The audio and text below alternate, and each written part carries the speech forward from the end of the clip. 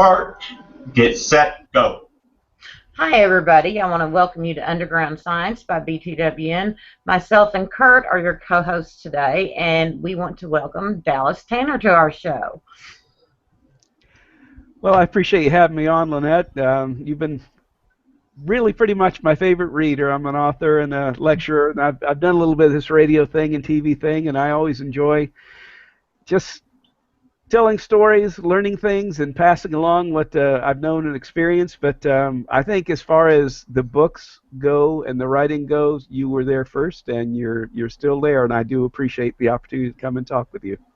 Oh, I loved it. I read your the first of the Cryptid trilogy, Shadow of the Thunderbird, and I hunted you down on Facebook.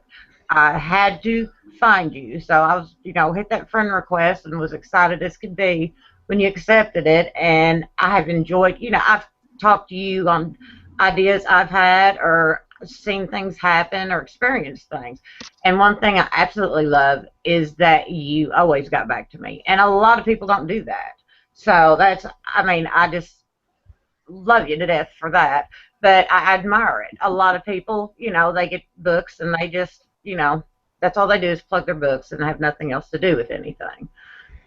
Well, the books are the books are a reflection of the author, and to me, I'm more interested in learning about the author. I used to take a lot of literary courses, and for example, I really loved Emily Dickinson, but in watching a production with this was Julie Harris back many, many years ago of the Belle of Amherst, when she says in her poem, "I never lost as much but twice," and they would ask questions, say, of poetry in the class, and they'd say, "Well, what did she mean there? What was she talking about?" I said, "Oh, she was basically a recluse, a shut-in, and she loved and lost her father, and a pastor she was secretly in love with at her church got married. I never loved and lost as much but twice."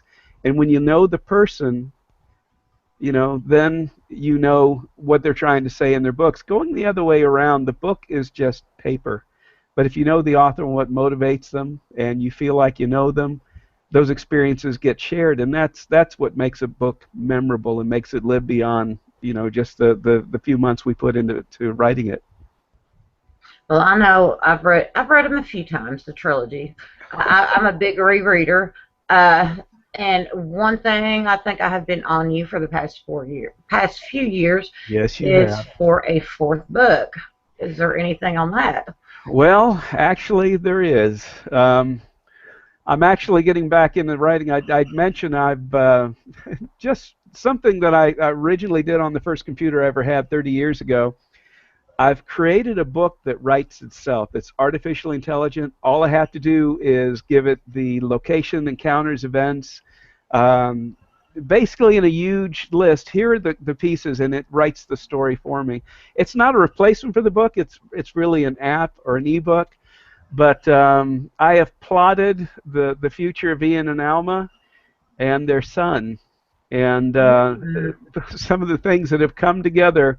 I have been working on it for the past 3 or 4 months. It'll take a little while. These books are big, but the story is just spilling out of me. There's in actually one of the books where I write about, I don't want to give anything away, of a character who's much loved from the first story, who more or less is visited by Ian in the third, who talks about this place, and Ian comes to know what that place is and goes to it and discovers the reason for shamanism, the reason for the types of creatures that have come back into the world, and how they are basically become the myths and legends that they are, and why they must be kept that way, which has kind of been the driving force behind what I do. As we were talking before the show, I've experienced a great many things, firsthand, secondhand, sometimes thirdhand, and I no longer have to search after things. If I want to see something or experience something, I find someone who's had the experience. They invite me, I see it, and after that, it's not a matter of is it real, is it true? It's just there. It's a part of life, and everything is natural to me now. And so, I'm a folklorist. I'm collecting these events and these stories, not to fabricate but to make sure that the truth is remembered in them.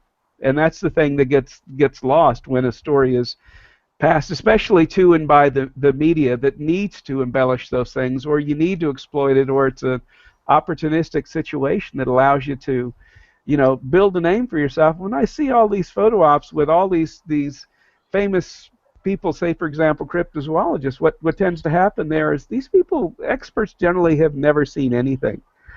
And I've seen more, and I've experienced more with individuals whose name I will never, ever divulge.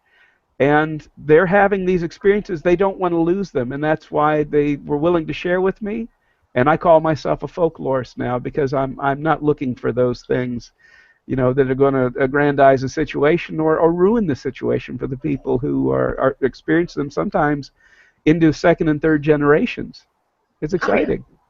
And I was very lucky. When I grew up and I would ask my parents about Bigfoot, the Loch Ness Monster, different things like that, my parents never told me that does not exist. We would have conversations about them, and my mom, I was like, what if they ever find them? My mom's like, well, I hope they don't kill them. And Right. I was very lucky with that, because my parents were open-minded enough and wanted me to be open-minded. And I think that's, which when you're a kid and you're talking about Bigfoot, and, most people, if you're in 7th, 8th grade, they're going to make fun of you for it. But I absolutely love it. I've been able to do paranormal investigating. I've got some areas around here I'm coming up with theories on. There's such as the formation at a park we went to. So, I don't know. I think your books also are going to bring in people who, maybe did not believe in it before, and now they've got an inkling, an idea that maybe there's more to it. Yeah, what I think is ruining, and this is which is unfair to the authors out there, are these scripts that I can turn to any channel and watch something on, let's say Area 51, all the way to the Enfield Poltergeist, to these guys running around in the woods with shotguns, making up names for these creatures, Local legend, of course. I mean, local legend. But yeah, and I'm pretty much floored on this stuff. And this is only from me speaking, not from Dallas, not from Lynette. If you got an issue, contact me. But yeah, I think it's killing the good story that goes along with it.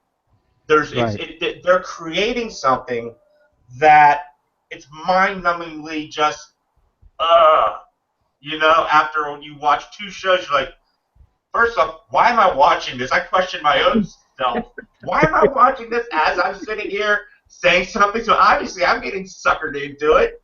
But I think it kills the good story. I mean, there is a story with every experience. And I'm seeing that with what you're saying, Dallas. With every experience, there's a good story behind it. And it's not, and modern media doesn't help that. That's me jumping in on a rant, and I'm back off now. No, I think you're absolutely correct. I did post something. I've gotten in trouble for a couple of things. Anglicizing El Chupacabra. The Chupacabra. And the world famous monster hunter has railed on me for that, and I used the term back in 2003, 2004, squatch. And I turned it from a noun into a verb. And now, you're the one who came up with squatch. So because now everybody is calling that, especially down deep south, squatch hunting. It's no longer Sasquatch. Yeah. So you're the one that did it. We found the root of squatch hunting. I love neologisms, and I love all sorts of things that basically take a word and turn it on its ear. Okay. Neologism is the word for it, but yeah, I'm still getting railed on, and it kind of affected the relationship with a fellow that I think the world of. But again, on Facebook, to your point, I said Bigfoot is real, cryptozoologists are fake. And the reason I said that, Ian tried to get a degree in it, and there's no certification, there's no curriculum, there's nothing anywhere that says, you know what, here's my sheepskin, I'm a cryptozoologist. It may be related fields, but You know Oh, what? I That's love that's it. just the way it is. And I was unfriended by nearly 300 people, but I'm so Oh, close to wow. 5,000 as a hermit that I really don't And care. those people aren't going to be reading your stories anyway. I mean, that's just the way. A lot of times, with Facebook and other, Twitter, I just tweet stuff real quick, get Sure. followers for the show and stuff. I really don't get involved in it. Facebook, I've kind of backed off on, except for advertising for shows or setting up this, setting up that, contacting Right. guests. It's just the easiest way to contact guests. But at the same time, you know what? Tough. Oh well, so be it. That's the way I look at it. You know.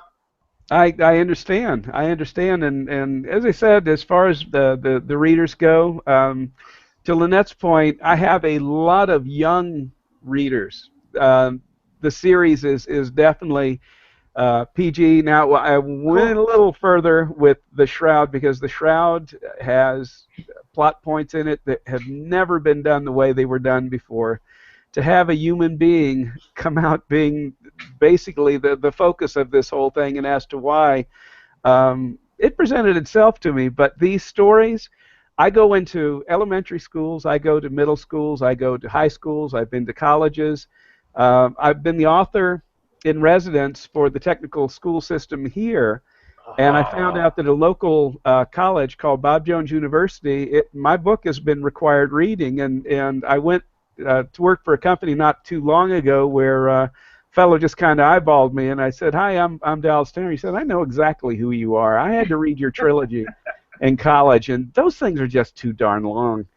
And so it worked out. It worked out pretty good, but like Lynette was saying, these people had kind of their first taste of this, and some of these kids are now graduating high school, going on to college, and you know what? They know about this stuff, and they didn't know about it before I walked in when they were third to fifth graders at an elementary school, and we talked about Bigfoot, Thunderbirds, lake monsters, and just different animals, and they didn't know for the most part what they were, except for the Sci-Fi Channel putting sharp teeth on all of them and setting them on, extras and hapless victims. That's not what it's about. And them being demonic too. That's the other thing that's out there. They Yeah, demonize the Wendigo and everything else. right. It's just so funny. God, it's so, I don't know. I look at it but at the same time, I'm talking about it right now too. Where I really probably shouldn't even be bringing it up, but it just people. They don't know their different types of folklore out there too. Native American versus European versus, Hmm. let's say, African versus. I mean, there's so many different types of folklore out there that people really should just. If you want to be a cryptozoologist, you should know more than the chupacabra or the New Jersey Devil. I mean, Right. that's those two right there. I mean, you need to know more if you want to claim to be that. I mean, oh well. Absolutely. Absolutely. Lynette, what do you think of all this? Oh, I don't know. I think TV is ruining the field a little bit. Yeah.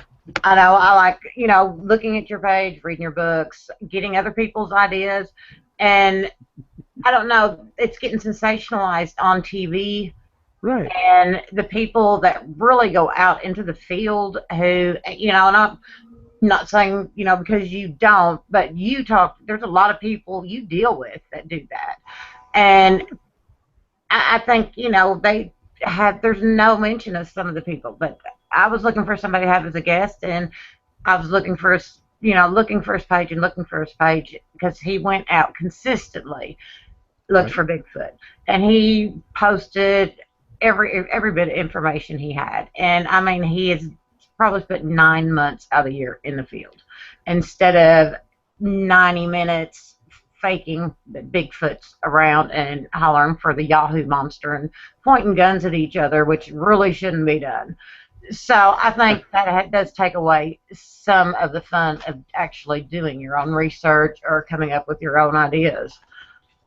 Right. I couldn't agree more. The learning the root of the thing, chupacabra.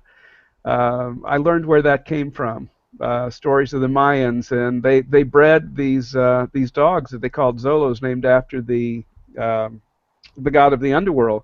they would lap up the blood of warriors after a sacrifice to lead their souls into the base of the temple there. Well, the thing is, the Zolo comes in 3 sizes. It's the Mexican hairless, but Right.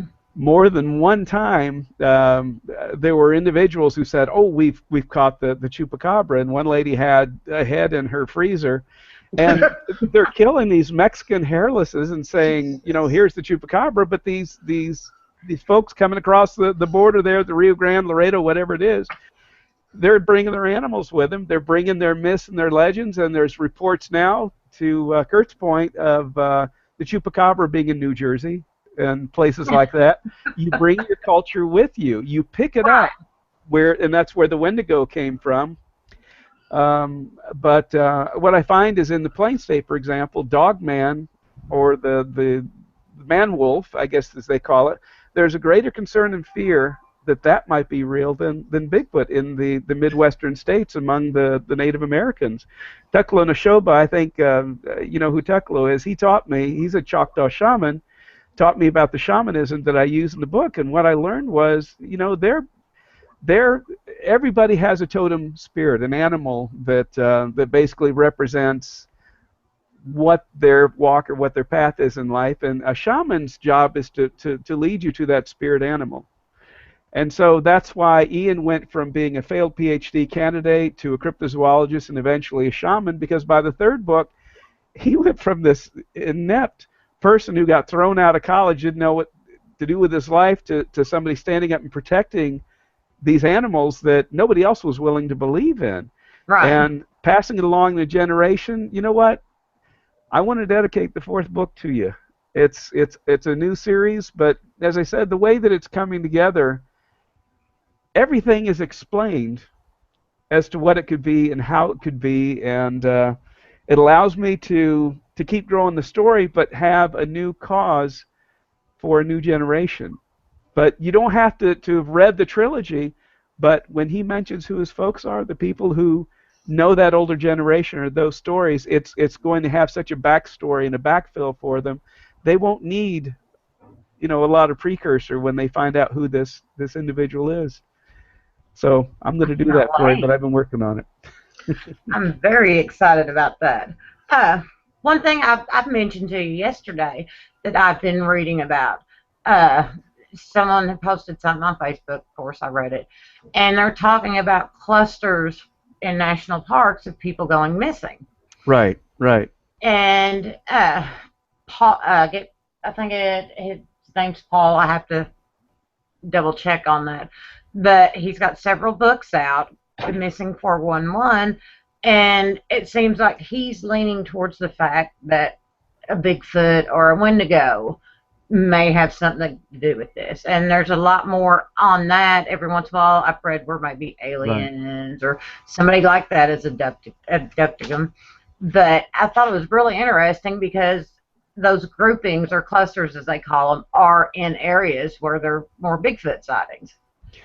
Well, the thing that I learned about in the Plain States, I honestly, you see Linda Gottfried and people like that in the Midwest write about Dogman, and again, not to reveal sources, anything like that. I have photographs of these creatures, gaunt, wolf-like, turned-back knees, snouts, long ears. They occupy adjacent areas to one another, but the Bigfoot and what they call the Wendigo is actually these wolfish creatures. And they're not shapeshifters. They're not traditional werewolves. But the Wendigo is nothing more than what they call a dogman in the Midwest. And there are places that I have been told that you actually stay out of. And the problem is there are people who go along certain sets of trails certain times of the year, where, like you say, they show up. They're missing. The Bigfoot, as I understand them, from the people that have had these experiences, you know what? They're kind of like bears. They're prototypical humans. They're not beasts at all. But you can't say the same thing about these other creatures. That one of the pictures that I had was of one that was named Albert by the person who showed me the picture. standing in front of a bodak tree, and a bodak tree splits basically a little like a Bradford pear, but it'll split at about 6 feet, and the branches go out. And Right. this creature is kneeling down with these long, incredibly long arms resting on its haunches, the knees turned backwards, the long feet covered with hair. But even down in that pose, he's over 4 feet tall, Oh, which wow. puts him at 7 feet or thereabouts. But people disappear in these parts of Oklahoma and Texas, like we were talking about, during times of the year. The Bigfoot tend to be migratory, but these creatures, they come and go just according to where they can feed. And there are times of the year they said, you do not go to this part of this forest or this park or whatever it happens to be, and people disappear. They do find them, but they have no good explanation as to what happened to them, because they find their remains in trees and things like that. There was a recent picture of a deer pulled up on top of a power grid, and this was a 200-pound plus doe. It was on Facebook 2 weeks ago, and an eagle's not going to be able to drag that thing up. They Oh, no. pull them up into trees, and they find desiccated remains. It's not that they don't find them, it's they have no explanation as to what could have caused it. A big cat could not lift and carry an individual 200 pounds or more 10, 12, 20 feet up in a tree and just leave them there. Now, and then I've read there's been several accounts of like children have gone missing. They're right there around their parents or hiking up a trail. All of a sudden, the kid is gone when it was actually only 6 foot away, and they find the kid alive 12 miles away the next day. So Right. that I find that really interesting. You know, some people's like, you know, hey, Bigfoot's picking them up, and you know, maybe adopting them for a day and dropping them off when they get tired of hearing about them, more or less, you know, because the kids could be hollering for mama. So it's just, it was something really interesting. I spent a lot of time reading. So, No, that is great. The thing that I've gotten mostly into really anymore is prototypical humans, giants, Nephilim, Anakin, the Homo forensis, and even what I always, if it survived the Pleistocene, the Miocene, you know, this megafauna represents for me what that animal could be. And I give a species for an animal that if it survived today could account for, like I said, Thunderbird, Bigfoot, lake monster. And the lake monster is something very much alive, very much real, living in the arboreal belt, and accounts for the Loch Ness monster and everything else that's ever been seen. And it's a beautiful animal. There's a statue of it now done by Rick Spears when he and I did our research together on the Altamaha River, because that's where it goes to breed. Dallas, what can you tell me? We got in our area in Maryland, we have the goat man. You know, I guess it's an offshoot of the dog man, but we got the goat man. So it's just like which one I highly doubt. I look at it as more folklore kind of deal, unless I'm walking in the woods and yes, there's a guy wearing a goat head. Then I'll be like, that's the goat man, and me going the other way real quick. You know? But tell us about the Mothman. We were discussing this earlier. Right. Well, as I said, I came to the attention of Lauren Coleman. I was invited to the TBRC conference. I was going to be the only one there talking about Thunderbirds in the midst of all the Bigfooters and things like that. I actually picked them up in Shreveport, but there was a picture of the bird that actually lived, as I said, about 40 million years ago during the Miocene. This thing ate Fatalis. It ate the Smilodon, the saber-toothed cat. This bird was 6 feet tall, 11 feet from beak to tail, with a 22-foot wingspan. And according to the research that I did for Shadow of the Thunderbird, the Black Forest region in the southwestern portion of Pennsylvania is where the Gulf Stream comes across the border between I always call it Canada. I got a friend who's Canadian. Yeah, we call it Canada too. We call it Canada also. He's Albertan. But the jet stream between Canada and the U.S. and the Gulf Stream coming up from South America, Gulf of Mexico, Mississippi River Valley to the Ohio River Valley, these are locked wing flyers, teratorns. And they're actually, they're not, we're not talking about dinosaurs or pterodactyls, we're talking about massive birds. And this is less than 50 miles from Point Pleasant, which is one of the most northernmost points in West Virginia. And what I did, I took a picture of one of these birds that had been drawn by an artist. I colored it completely black because when it lands, its head actually dips beneath its shoulders, and it has these large luminous eyes. I colored the eyes red and the rest of them black, and Lauren saw it and said, "That's Mothman." And the weird thing was 6 months after I published the book, and it's been on my website for a long time, I've got a good friend named Louis Ostrander, high school teacher. He called me 6 months after I published the book and said, "I got a question for you. Would you mind if I called you back this evening?" He said, I'm going home. I had kind of a rough morning, but I'm hoping you can explain it for me." And I said, "Sure." I had no idea what he wanted. He actually lives in Pennsylvania. I-76, you get off there at the interchange there in the Valley Forge to a T intersection. You go back under the highway, and then you're sitting at the high school where he worked, and he drives a red Durango at the time. This was back in 2003. Lynette can probably correct me, but that's about when that edition of the book came out. But he said there was a hedgerow with a small Quonset that had hedge trimmers, small mowers, things like that. And he said that he was sitting at the front of this intersection. He said when a man in brown, or what he thought was a man in brown, stepped out onto the road. Now, Stanley Gordon actually did the research on this because he lives there, which is good, but he and I had some discussions. And he said, "I thought it was a man until the first talon hit the ground." He said, "Now, I contacted the Philadelphia Zoo, University of Pennsylvania, the local TV news radio station. Nobody can tell me what it was I saw, but he said it stepped out onto the asphalt into the middle of the road. The light changed and nobody moved. People, 7:30 in the morning, were picking up kids, dropping off kids for school, and nobody moved because this bird that was 6 feet tall, 11 feet from beak to tail, with a 22-foot wingspan, was just strutting around in a circle." And he said the odd thing that first struck me about it, he said it was a cross between a pigeon and a penguin, and I was trying to picture that. He said 3/4 of the body was parallel to the ground, but the feathers were black and close. But it was a powerful bird, big, full, robust chest, no neck, it's seemingly no legs, this gnarled beak, and it just kind of bobbed its head when it walked.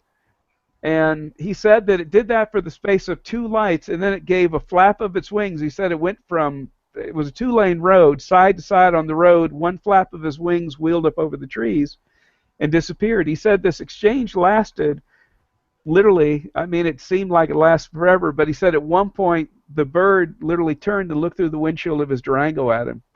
And a Durango's a tall truck. If you come up to, the door, I'm about 5'10", but that's about as high as I can reach on the thing. And I interviewed him 3 times on radio over the course of the years. I've got the transcript on my site. And I look at what he said, and he never varied one word. And this is someone that didn't know anything about cryptozoology. As a matter of fact, what I picked as being the bird, he said, it doesn't quite sound like what we've got. But where it was located, that thing, literally the head ducked down, the shoulders stood up, and inky black, except for these highly reflective eyes, you had Mothman. And again, it was less than 50 miles from where Point Pleasant is, and to my thinking, Mothman was one of these birds that are very much real, very much alive, according to over 200 people who witnessed that event. So you think Mothman actually has that type of bird or whatever, however you categorize it, has a migratory pattern that would take it? I'd call it because I don't know male or female, but would take it to let's say urban area, because I know exactly what you're talking about. In a way, I've been there a couple times. So interesting that it could, because it kind of I think of a hawk, because hawks survive in urban and rural areas. They do. But I mean, but this is unbelievable because what makes this so interesting, I think believable, is not the guy. It's not like he's a cryptozoologist or even heard of cryptozoology. But just your average people, because he actually witnessed it. Yeah. Just from his senses and the transcript I've got. And the neat thing was, other people contacted me because they know I'm not going to really. And Lewis has no problem at all. He said, "I saw what I saw. You think what you want." But most people, they're still having these experiences, whether it be with Bigfoot, whether it be with the lake monsters. When I was doing the research for Wake of the Lake Monster, the animal there were Columbus's mermaids, and I interviewed over a dozen people who saw this thing, and there's a statue of it at the visitor center there at Darien in Georgia near the Savannah River, and or the Altamaha. And I asked how long they saw it. Did you catch a fleeting glimpse? They said, nah, I got tired of watching it. After about 40 minutes, it was just sunning itself on the shore. But they don't want. That's what happened to Bishopville. They told people they had this experience. Little town of 4,000, 3 to 4,000. Had 60,000 people descend for 5 months. Oh, wow. Jesus. They eventually ran out of food. They ran out. It's like having all of your relatives that you've ever known show up for Thanksgiving and not leaving until Valentine's Day. Oh, that's brutal. And that's what it was. So they said after 5 months, this was in July, when Chris Davis, who was the young man who had this experience, it warped him so badly. His personality changed. As a result, by October they said it's gone. We haven't seen it any longer, and these people eventually left, except for CNN, which was fledgling, but followed around Liston Truesdale, the sheriff there, for another month or so. But I said, it doesn't sound like it that the event stopped. And he said, no, they didn't. He said, I couldn't take care of the people in my town with these people hanging around. I couldn't protect anybody. And I said, when did you actually stop seeing it? This was October of '88 that they said it left. He said it was 1993, March of that year, before we had the last sighting of it. So he said we went 5 years without telling a darn soul about it. And he said when the new sheriff had that event where a step-up van was torn to ribbons, I was contacted by 3 TV shows to go down there and be the on-camera person. I refused. Liston, I talked to him, and he had spoken with the new sheriff and said, you don't want the mess this is going to create. Yeah, there are cows with broken necks. Yeah, there are dogs where you can find pieces of them on barns, things like that. But he said, tell them it was an animal. Tell them it was a dog. They tested the DNA. They didn't know what the DNA was that came back, but they said it was a dog, and people left them alone, and that is what that town needed in order to not repeat that situation. So, Right. you know, you have to keep the truth from some people, because they're just going to make a wreck of it and hurt somebody in the process. And then you're going to have a lot of the people who are hunters. They want to go out and bag these animals. Get them mounted and be able to show everybody what they've got.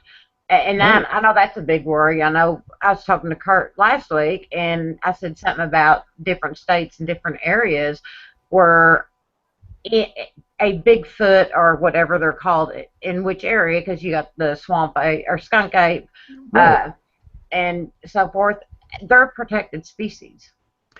There are counties. Skamania has a $10,000 fine. Now I know the BFRO came recently. I think it was probably down the area. I would have to say it was around Union County down here, and said, well, I don't know why people aren't researching this. They don't have a regional Bigfoot expert. And it's like, I've seen it, but I'm not going to talk about it.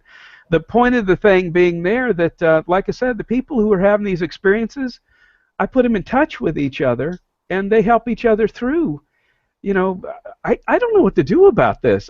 It's just an amazing thing. I'm not just going to go up and tell somebody that's going to bring in their camera, take their pictures, and give these creatures no more reason to hang around them or to share those experiences with them.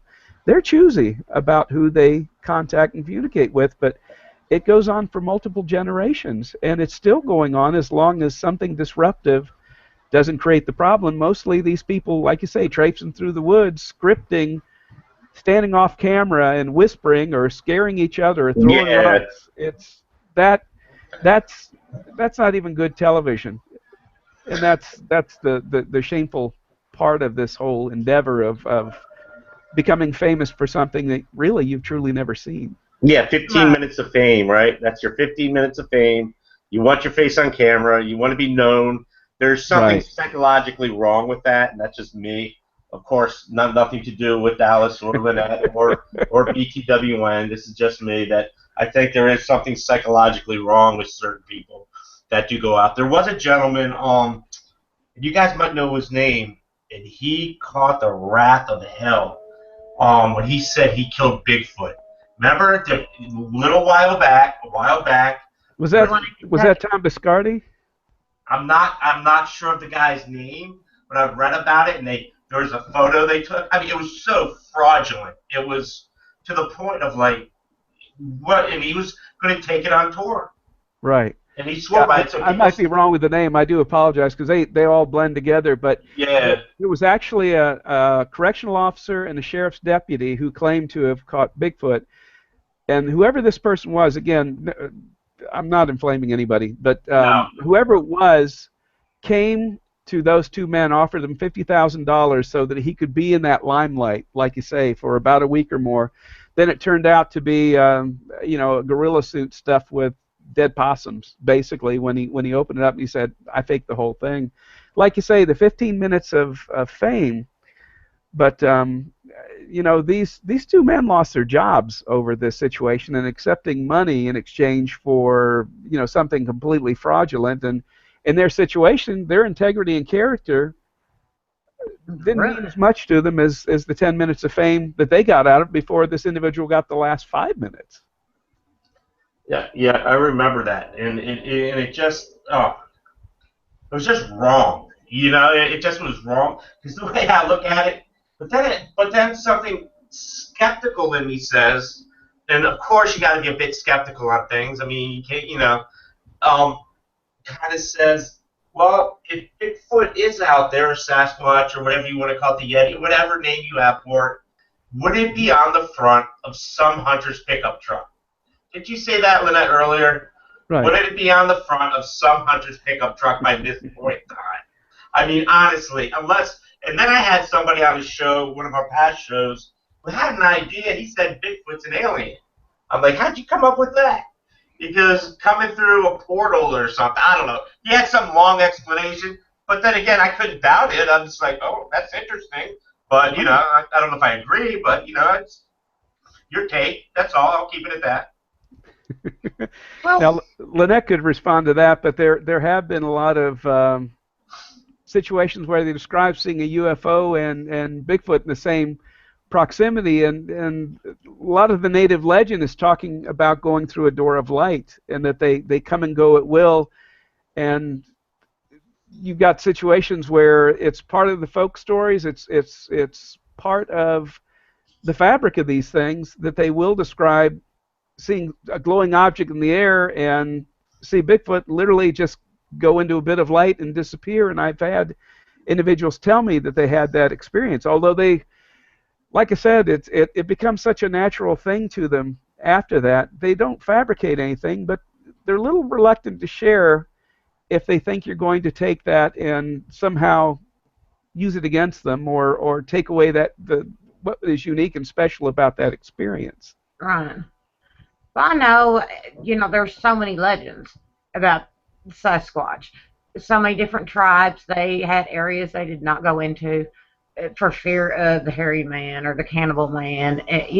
All the different words they had for them. I did a paper for college. My teacher actually told me not to do, and it was on the fact I thought there's 3 varieties of Bigfoot in North America. But there has to be something to that. I mean, these are people that knew they knew every animal in the areas they lived in. So it's not like they didn't know what a buffalo was. They didn't know what a bear was. They didn't, they didn't know these things. And I don't know. And they passed it on to the settlers. And then the settlers, they had experiences. So it builds up. And I know some things, some animals or creatures, I think, it's maybe a story that's been told. It's one of those stories where it keeps the kids from going into a certain part of the woods at night, Mm-hmm. Like the area we went to, it's called Boogie Woods, and I can see people, kids don't hang out there late at night. Boogie Woods, there's something that's going to get you, whether it's Bigfoot or the witch or different things like that. But I don't know, it's just, there's just through history accounts Mhm. of the creature, and you can't discount that because they're not Right. all of them in different areas. I mean, it's not like one tribe have traveled from the East Coast to the West Coast consistently, and shared pictures. Well, here's what we think he looks like, and you need to draw him like this on the cake wall from now on. They didn't do that. Right. And if you look at a lot of the cave drawings descriptions, they look like the same creature. So that, to me, there's a lot of history in that. So Well, in Track of the Bigfoot, part of the research I did, I found out there are over 2,000 locations in the United States alone named for Bigfoot, or like Skookum and some of right, these other names that they've given it, and 100 tribal words across all the native tribes to describe this creature, Angry Brother. The Salish Indians, that I wrote right, about, bound their heads to look like the tribe of Angry Brothers and make them more formidable in appearance. Of course, not nearly as tall, right, but there's some precedent for that. The Wendigo, the Plains Indians would literally tell the settlers, do not let your children go beyond the range of the firelight or outside of your camp at night, because the Wendigo would get them. And the Plains Indians to this day have a greater concern and fear and belief in what we would call the dog man than a concern or a worry about the Bigfoot creature, which is far more benevolent. And whenever it's depicted in any of these shows or Sci-Fi Channel movies, which are the ultimate cheese, they always make them ravening monsters. And I never made any of my monsters dangerous. right, Never once, because they are animals, and the Bigfoot is a relict individual. It's the experiences that I've had and that I know about. Um, these things are very protective of their area and the people who are in it, so long as they share and don't break that bond with one another. But when you do, you wake up one morning and they're just gone. And these people who've had that experience, not of their own, literally feel like they've lost the most unique event or situation in their life, and they would never do anything to bring it about, which in particular has to do with telling somebody that this is going right, on over here, because you'll have every group competing with one another, descending, pulling another Bishopville. But the folklore and everything, it really helps that they think it's some kind of reptilian. The Indians call them the Nzingum. It was a legend about the swamp. They found the four-toed tracks, and I've held those plaster casts of tracks. But Liston Truesdale spent the rest of his life being made fun of and saying that he made all that up. But there were 12 people, videotaped, polygraphed, who drew pictures, who were never shown what Chris Davis had drawn himself. And in the end, they all described exactly the same creature. And I don't think I'd risk being arrested, put in jail, No, and no. polygraphed to think I was going to lie. And 3 of them were children, Oh, jeez. adolescents, and they had very close situations regarding it. But they would rather you think it was some kind of upright walking crocodile than let you know it was a precursor. But people who are experts say, oh, it was like a walking suitcase, and no, that wasn't it at all. well, no, going back to the Thunderbirds, they have gotten a lot of pilots are admitting What go back to what are Thunderbirds?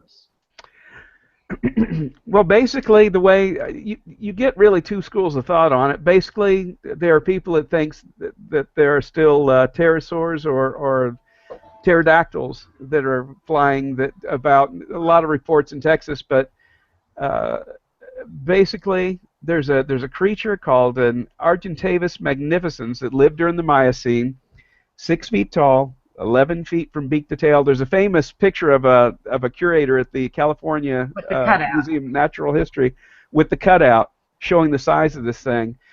Incredibly huge bird, but since the 1840s in southwest Pennsylvania, in the Black Forest region, they have reported seeing these things. And Pennsylvania is to Thunderbirds what Mount St. Helens is to Bigfoot, because that is ground zero of where these things live. And it's but that's what it is. It's a bird that did not die out when they thought it did. I know there's been stories of them being seen in Alaska. A lot of the bush pilots have spoke about them. Right. I cannot remember. Alton, Illinois, the kid that was picked up by shelters Right. and carried about 5, 6 feet and then dropped. And I know that his mom spent a lot of time looking for what that, because she had to come out and basically save him because her kid's screaming, and nobody would take her seriously. And the poor guy, and I feel bad for him because he's like, oh yeah, that's the bird carried him off type kid, and they made fun of him, and life hasn't been great for him. But you get him down in Texas. I don't know if I believe that some of the birds from dinosaur days have stayed around, but the feathered ones, such as that, yeah, I think there's a good chance. I mean, people don't know everything, but you take, again, all the stories, all the history. Native Americans would, tell their kids, no, don't go, Right. too far, because the Thunderbird or whatever they called it will get you. And that was a real concern, actually, for them, not just the story. Right. And these megafauna, and they're all mammals. Even the creature I wrote about in Wake of the Lake Monster. Mm-hmm. If you look at the color of a boiled egg yolk, that outer green was the color of this creature's fur. And almost an oyster yellow, like if you cut a boiled egg yolk in half, that yellow was the color of the underbelly. And because they saw those colors, they said, obviously it was a reptile. But what people don't realize is that the Loch Ness Monster has been sighted far more times on land than in the water. And the interesting thing about that, whenever they see it, they call it a relict seal. And if you look at a leopard seal, this animal lives today. They find bones, skulls of these creatures that the megalodon, the giant prehistoric great white shark, this was its food source. But they find unfossilized skulls of this animal. Columbus called them mermaids. The odd thing about it doesn't have hind flippers. It's a precursor to the seal, the sea lion, the walrus, and the manatee, but it has no hind flippers. It has a tapered tail, and the tail ends in a trifurcation. You have a bifurcation with a whale like this, where it's split in two. Right. The trifurcation is literally, it forms a spade shape. Okay. And so what you end up with is an animal unlike any other you can possibly imagine, but it does live. There's a man named, well, I'm not going to give his name, but lives in Florida. Just a guy that lives in Florida, yeah. A guy who lives in Florida who has taken over 40 hours of footage of these animals. And they didn't show the ones that actually showed it crawling up on land and craning its neck around. And basically what they did, because Monster Quest did an episode on it, because these things range from Florida all the way up to the Nova Scotia and the Great Lakes, Lake Champlain. It is Champy, it is Ogopogo, it is Nessie, you name it. And any lake monster in the United States, it's all the same animal. You couldn't have an aquatic reptile going from salinated water to fresh water and ranging all these temperatures. They're endothermic. They depend on their environment to keep them warm. These things don't care. They have that thick fur. But I wrote about these things, and I interviewed over a dozen people, and I also have books, several books, and over 100 newspaper articles where people describe these things literally come up to them in the boat. But the signs, the leaving it has a thick musk, a scent, oily trail in the water that it leaves, and this kind of high-pitched keening that it does. And I said, this sounds an awful lot like a seal. Right. And it is the precursor. It's the prehistoric predecessor of the modern-day seal, and it originated in the British Isles. It lives today, and like I said, if you ever go to Darien, on the riverbanks there of the Altamaha River, there's a 20-foot statue there. You can see it on the internet easily. There's pictures from the day that we put the statue up, but it's 20 feet long, and it's the size and scale of a leopard seal. which looked very reptilian. Well, one thing I want to ask you about, because with that book, you also went into a bit of a story on the Confederate gold. Oh boy. Well, let me tell you the secret on that book. 3/4 of what I wrote about happened to me and the guy who was Angus Finnegan, the captain, a good friend of mine named Bob Finley. We actually went in search of Confederate gold. That was part of the story. But the thing was, I learned, first of all, that General Sherman, who was going to burn his way to the sea, did not burn Savannah. Now, according to most written accounts, he just found Savannah to be such a beautiful city. Well, it wasn't as beautiful as Atlanta. He had no trouble razing that to the ground. The reason he didn't burn it down was he was looking for something called a Copperhead Cemetery. Mm-hmm. Now, a Copperhead... That northern Confederate right there. Yep, a northern Confederate, a Democratic politician would wear a Liberty penny on a ribbon as sympathetic support for the Southern cause. Now, they wouldn't allow them, when they died during wartime, to be buried in the North because of their sympathies and affiliation. So they buried them supposedly in a Copperhead cemetery. That is as much as I knew about it. We went up the Altamaha River, and you'd have to read the book, but like I said, 3/4. Now, what I'm telling you is absolutely true, and Lynette will know it from the book, but very few people know that all of this happened to us, except for the first-hand sightings of the creature and the interactions with the special ship that was built. All of that sequence happened to us. We went upriver.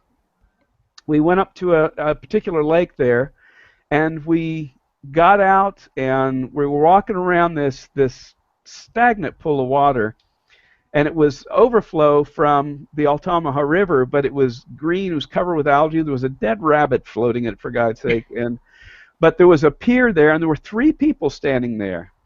There was one guy that we called Haggard, because he had to be close to 7 feet tall, but big, long, thick beard, big, long, thick hair. But he just kind of, he would just kind of laugh. He didn't say anything. And then a small, wiry man with this shock of blonde hair, little wispy Van Dyke of a beard, and he was the one that did all the talking. There was a third person there, kind of I always describe her as the Far Side woman. She was kind of bell-shaped, literally not a tooth in her head. She was pulling on a bit of her hair and just kind of rocking to and fro, and the fellow said, "You folks going to stay here long?" And they were all 3 armed, standing there. But these weapons, they predated World War II. Let's put it that way. They were just old weapons. But the weird thing about them, they didn't look like they really paid attention to hygiene, ever really been in a town, ever visited a doctor, and as it came down to it, even took care of the hygiene of their teeth. But they had little bits of Confederate regalia sewn into their clothing. And I was looking at these guys, and they were standing there, and they weren't threatening us, but they were armed. At least the 2 men were. And I introduced my friend Bob and myself, and they said, "Well, you plan to be staying long?" And they didn't give us their names. I said, "No, sir." He said, "Well, this place is pretty good for fishing and swimming." I looked down at that dead rabbit in that stagnant water, and I said, I don't think we'll be staying long. And I said, what's going on with your friend here? And he said, don't worry about him. He said he was perfectly fine until about 3 years ago when I accidentally shot him in the head. And so the guy still had a bullet in there, but it was just, but we called him Haggard because he was this big, massive, if Bigfoot was a human being, or one could be mistaken for him, that was it. But it sounds like you made it onto the set of Deliverance Part 2. I mean, that's basically what it sounds like. We had everything but the canoe and the banjo music, and that was the scary part of it. But I asked him, I was talking to him a little bit, and he said, well, about the fishing, he said, fishing's pretty good over there at the cemetery. And I looked, and there was another body of water, less stagnant, and I said, cemetery? I don't see anything. He said, over there at Bluegill Hill. He said, well, it's not much of a hill anymore. He said, the water ran over. And he said, but go take a look at it. And so we went around. It was the last time we saw these 3 people. They kind of kept an eye on us. But sure enough, we went to the edge of this other little pond and looked down, and we could see stone angels. We could see needles, as they call them, from mausoleums and sarcophagi and things like that. The cemetery had been flooded in. And he said, you know, we called it Bluegill Hill because he said there's some good bluegill in there, and I didn't see anything for fish, but we weren't really going to be sticking around there. So not long after that, we went back and we made our way back to Darien. This whole sequence is in the book, but the weird thing is I looked up bluegill. Bluegill is a type of bream or crappie, a little black panfish. They're good to eat.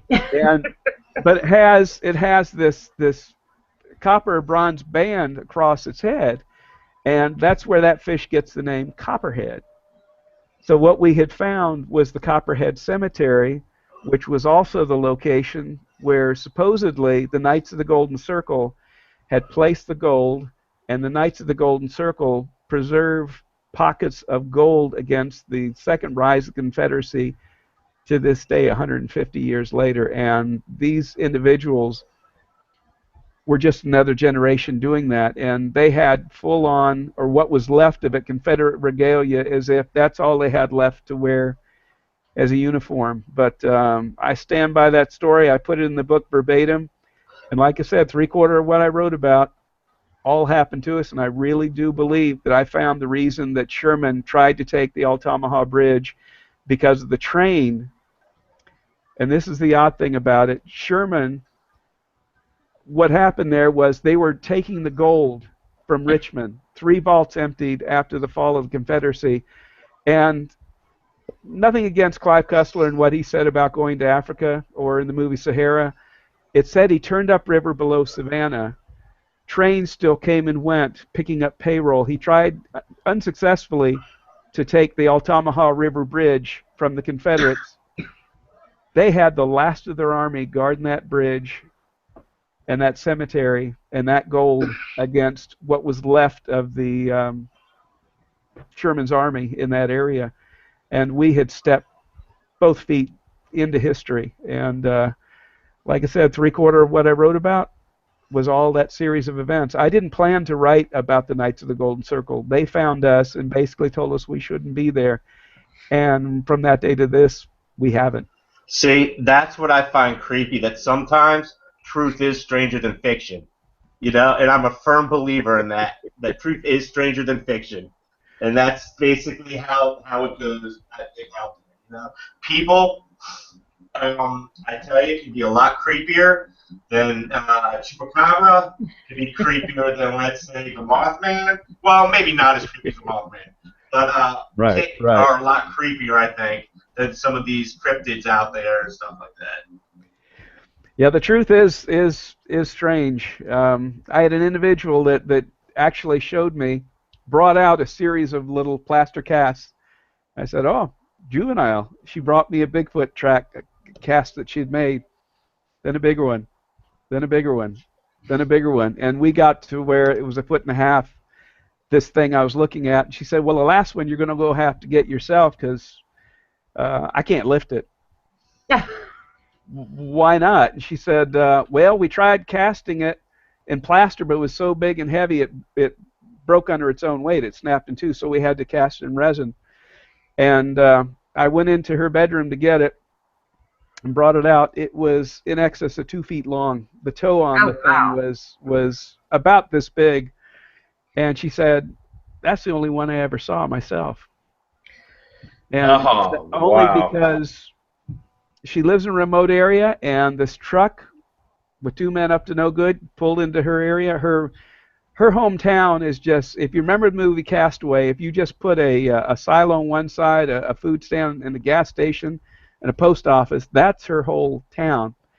These 2 men got out of the truck. She had a lot of stuff scattered around her property, and she was there by herself. Well, headlights played into her bedroom. She said, "Well, who could that?" It was after midnight.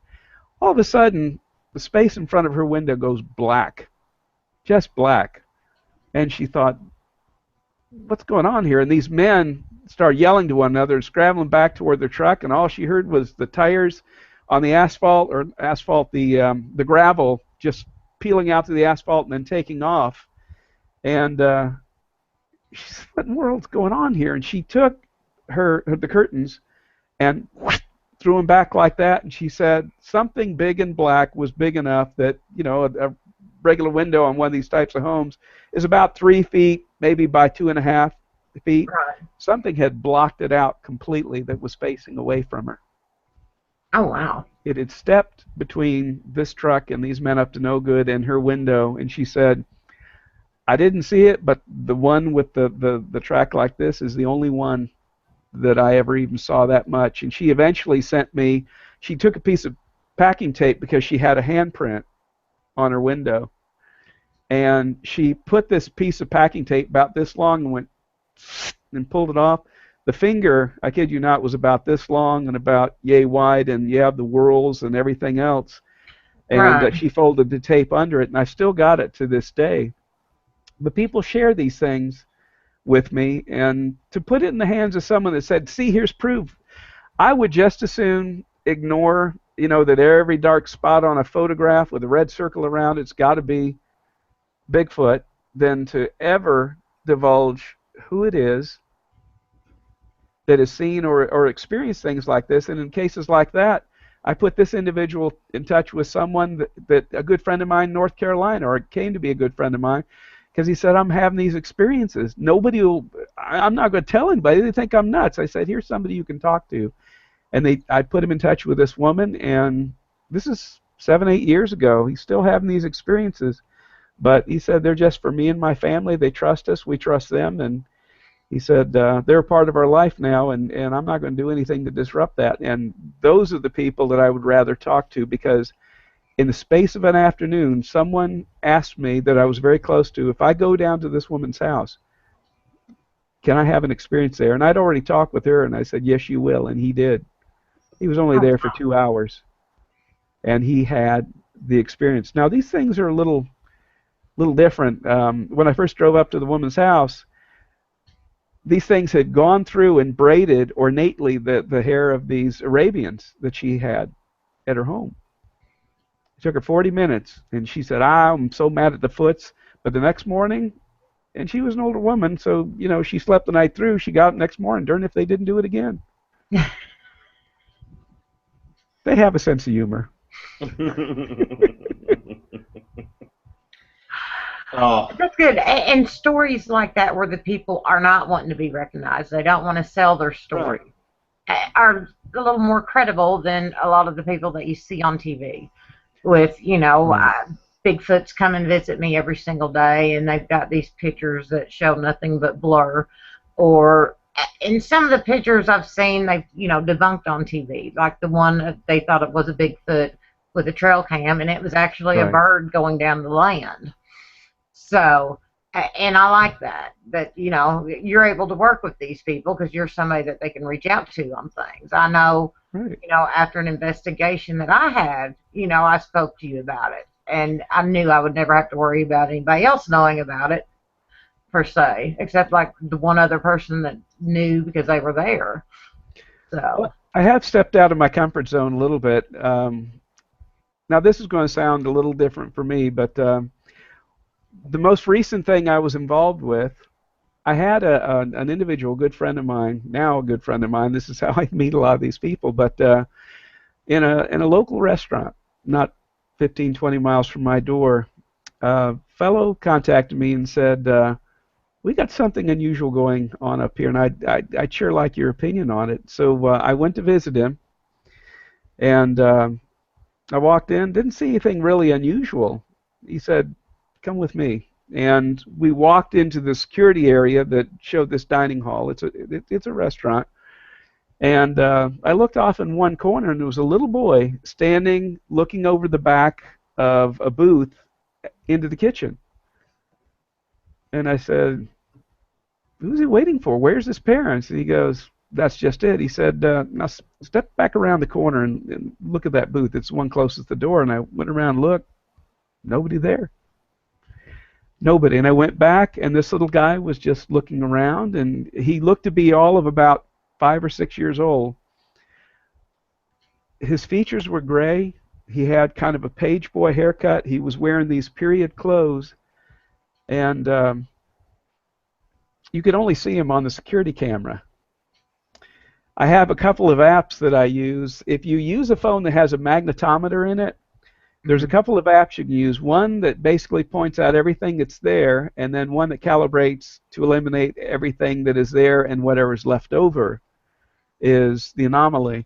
And I used these apps, and what I was able to come to, even though I didn't have phonetics in it, individual words would pop up based on this one app. And this little guy was very territorial of his little table, so much so that at night the staff would leave a little child's meal for him every night. And so for the space of about 2.5 years, every few months I would go back and visit with him. I came to know that his name was Master Dan. I didn't know quite what that meant, but this fellow explained to me that this had been the home, not quite a plantation or a terra type thing, but a rather sizable farm, antebellum, that was probably torn down in the 1920s, 1930s. But this little guy, I came to call him Little Boy Blue because I could only see him in shades of blue and gray. But came to know him as Master Dan, and I was given to understand that the children of wealthy families were called Master and Mistress in lieu of being adults. Interesting. But there were 2 or 3 other individuals that would also be seen. But what happened, I didn't go back for almost a year, and I was asked to go back again because they had refurbished. What I came to understand was these things are natural, but they require energy. We're all energy. I'm a denser energy source. You're a denser energy source. We're not talking about intelligence. We're just talking about physicality.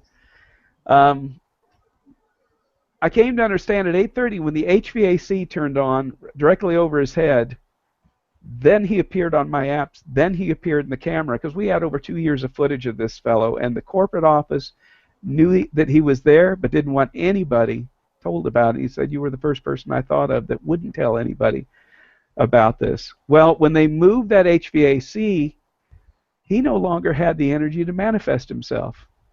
Could have been ions too, right? I mean, negative ions, and sometimes I've heard with investigators, Right. been debated over the years that can help things manifest and everything else. I mean, I'm not true that it is, obviously, but you know, I mean, it's just theory. Everything's theory when it comes to the paranormal, I think. But right. But energy, I learned that energy, like when you see those ghost shows, if you see yellow and red, that is light reflected and heat emanated. Those are people. The thermals, yeah, the thermal cameras, yeah. Folks, what tended to happen was if you put your hand where he was, it would either feel very cold to you, or like to me, it felt like I hit my funny bone because I felt little sparks, you know, like almost like I'd lost circulation there. And we had all kinds of pictures where he was standing there and video where someone just passed their arm right through him. But what happened was they moved the HVAC. This was still his table. And I've got it on my phone, and it might take a moment to find, but I can just tell you about it as quickly. Okay. But I got readings of the conversations that I had with him because he only appeared on these tapes as little words, individual words. But what happened was when they moved the HVAC, he no longer had the ability to appear on the security camera after 2.5 years. But this was his spot. And the 3 words that he actually gave me in the conversations we had, I went back. I usually have to initiate the conversations. And I'd really like to find this for you. It might take a second as I tell it.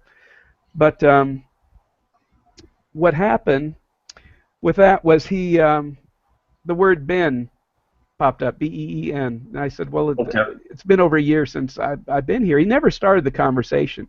He was always like this. And what ended up happening was I asked him, I said, have you been here the whole time? The word mostly appeared. And I held out the app that picks up anomalies, energy pockets, things like that. There was a little flicker where he had been a solid red ball the entire time I was there. Normally it was a little flickering yellow ball and it disappeared. I said, I see you, which is always what I said to him. And the word appeared, lie. Oh. He knew he couldn't be seen anymore. And so he's still there, and I owe him a visit. But what concerns me is there's a local author that has gone and spoken with this individual, and I think he may see a book in it, which, you know, they asked us not to do that, and I don't divulge any source. Now, again, I got a whole novel out of what happened to me, and I have no problem with that. And most of what I write about happened to somebody. That's my research. See, or that's sometimes cool. after the fact. But I wish I could. Let me see if I can make one quick. Lynette, if you've got something to say, feel free. I'm going to take a moment here and see if I can find it for you, because it is pretty profound. Well, Dallas, right now, we have, and I didn't want to bring this up. I'd never bring this up. We got you on. You sounded great, but you're we don't see you. We see your big smile, which is perfect. Love it. It's great. But we're so into the stories, we're just like, let's roll with it. Okay. No, I got you. Well, I can show you the pictures. I've got family photos. I've got everything you can possibly imagine. I've got friends who can't account for missing times. I've got pictures of these phosphorescent balls that actually apply themselves to a camera. You look through it onto a scene that maybe occurred 100 years ago. All of this is natural. I've come to understand what Tesla said, that everything is energy, frequency, and vibration. Okay. We're all energy, frequency. We're all at a different frequency, and the vibration is when we can resonate at the same frequency. That's when we have the impact on one another. And it's the same with these creatures and these entities. What you were talking about, that light. That light is associated with everything that's seen, everything that is paranormal. There's energy involved in that. Sometimes it's associated with a person, sometimes a place where trauma occurred, but they're drawn to it. They can manipulate it, they can use it, they can utilize it, and it either reveals them or it hides them. And to me, that makes it all nature. You know, it's all nature. There's nothing really to me that's supernatural anymore. I know that the reason this little fellow that I call Little Boy Blue is dark like that is because they have to draw from the light and the heat and the energy sources around them to manifest themselves. We were talking about those scripted shows. If they show a ghost that is yellow and red, it's a solid entity that's reflecting light and emanating heat. And I'm sorry, if it ain't blue, it ain't a ghost. And that little boy taught me a good lesson about how this stuff really works. And it's not those exploitative TV shows that are scripted so they can scare themselves and try to scare us in the process. But there is one that if you watch it, everything they say is true, because I know a lot of these people, and the story is worse than what is brought on. Paranormal Witness on Sci-Fi Channel Wednesday night.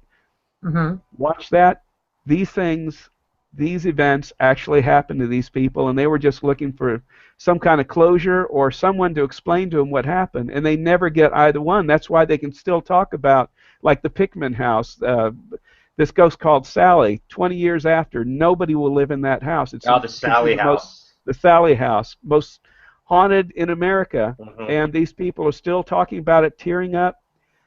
All you want is an explanation or closure. You're not going to get an explanation, and the closure is that something has happened. You just have to accept as natural and real and move on. And that's why I've gone from considering myself a cryptozoologist to doing nothing more than saying, you know what, I'm collecting these things. I know they're true, and I don't doubt these people. And that's why they come to me and why I enjoy doing what I do. Well, you're a folklorist and a data collector, too. I mean, all of it kind of ties in together. You're always collecting data, especially if you're an author and you're putting together a story, a book. There's data that has to be collected in order to create the book or to explain. Let's say you're introducing a certain crypto, and I'll use that. There's got to be some background to it, and then, we're getting ready to close up right now, Dallas. Sure. Before we do that, I want to know, what do you have coming up? Well, I'm going to be releasing this app, this book that writes itself. I do see the frozen image down there. I'm not sure what's going on with it, but and I do owe Lynette a book. She asked me, it's been the better part of 7 years ago, she said, I need my summer reading. Now, it'll take me that long, but I think I can have it ready a decade late for your summer reading. But thank you for the time. Thank you for the support through all the years. I tend to fade in and out with folks, not just on a webcam, but in life. But I'm writing again. I'm doing the things that I think are in support. But what I really like about pulling all these other stories together that happen to me or other people is that invariably people approach me and they do find someone to talk to about these situations, and in a lot of cases the closure, because it ended well for a fictional character, it was partially based on the fact that I'd never traveled before in my life before the time that I wrote this book, and I work in a field that they don't give any training in. So me and Ian have a lot in common, and I appreciate the opportunity of talking about him this evening. Oh, I appreciate you coming on the show. I have totally enjoyed all this, and I hope everybody else does. I recommend people read your cryptid trilogy. I have enjoyed them. As I said, I have read them several times, along with the Shroud and the Chupacabra. I really liked that one. I'm glad you do. I'm glad you do. And I did take a little bit of fun with that, but I put enough science in the beginning. It's like, maybe that's what it really is. But if I told people it was a Mexican hairless, I think I'd lose a little bit of the audience there. But honestly and truly, that is the Chupacabra. Everything else is just fiction. I agree with you 100% on that. All right, ladies and gentlemen. Lynette, anything else to add? What do you got coming up next week? Week after?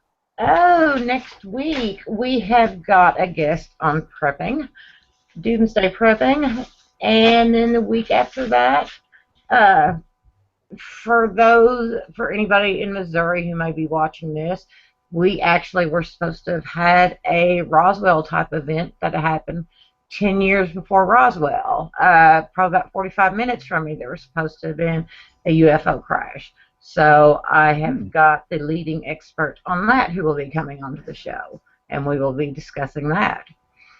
All right, and don't forget tomorrow night, same time, same place. You got BTM Paranormal with me and Mo Gunnery. We have on Dark Art Paranormal. And on that note, let's close out shop. Have a good night. You too. Thanks again. Okay. Thank you.